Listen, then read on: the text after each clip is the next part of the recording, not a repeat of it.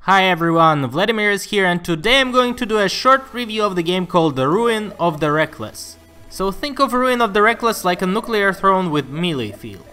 Traverse the tower levels, kill the monsters, get the key to go to the next floor, and then escape via elevator. All that until you are finally free. As you progress through the tower, gain levels and collect power orbs, the orbs that amplify your abilities and enhance your character. Think of those as mostly passive skills like vampirism, pet follower, more money drops. But you can also gather new spells that are more like active abilities, which you can have only one at a time. The good sides of the game are plenty.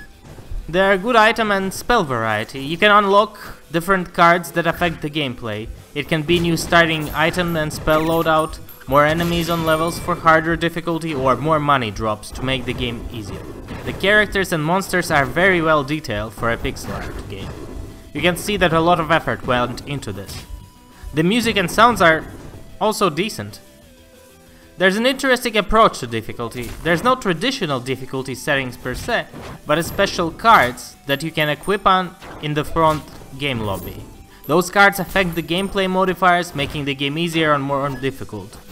Your characters can have more HP, more monsters can spawn on the level become easier, and so on and so on. The tower that you are climbing feels like a part of its own world. The characters you meet have their own personality, and it really adds immersion to the world. Having said that, the game has bad sides. First, the melee mechanics just does not seem to work. Technically everything is there. You can attack, if you flash the attack of the monster, timing the animation, then I think it counts as a block. But the process becomes pretty straightforward and repetitive. Go to the monster and kill him.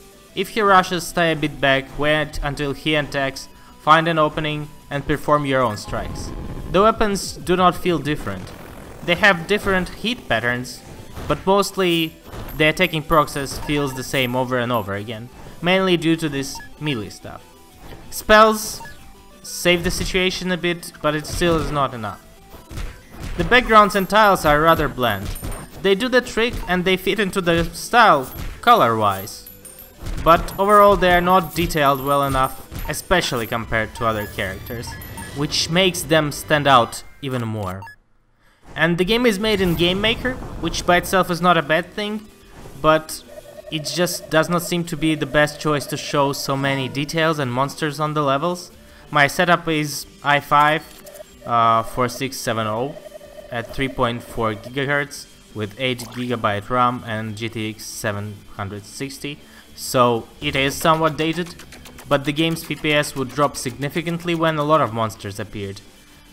Compared to, for example, Overwatch that runs at 75 FPS on my computer, well, it is a striking difference. And you know what? I really wanted to like the game, and you can see how much effort went into making it. It is done with a lot of attention, but that does not make it interesting or exciting. If we compare it to the Nuclear Throne, there you have different weapon shooting patterns, but so do enemies. You need to get creative when dodging the attacks and shooting on the run, deciding where to go next to avoid the next bullet, because you're trying to avoid the enemy touches and those bullets, projectiles like a plague. On the contrary, the process here feels repetitive and not captivating. There's some dodging involved, but most of the time, when you are not using spells, the end of the combat is always one and the same. You need to approach the monsters and hit them in melee. You don't care that much about the environment hiding like you did in Nuclear Throne. The challenge of masterfully evading and keeping the distance is gone here, and while it seems like a minor thing, it changes everything, at least for me, because eventually the final of every melee combat is the same: approaching the enemy and hitting him. Based on this, I'd say I would not recommend the game. Thank you for watching. If you want to see more reviews, check out shortgamereviews.com. Like this video, subscribe to the channel, or join our Steam or Facebook groups, link below. Vladimir is out, but I'm going to leave some of the gameplay. Bye!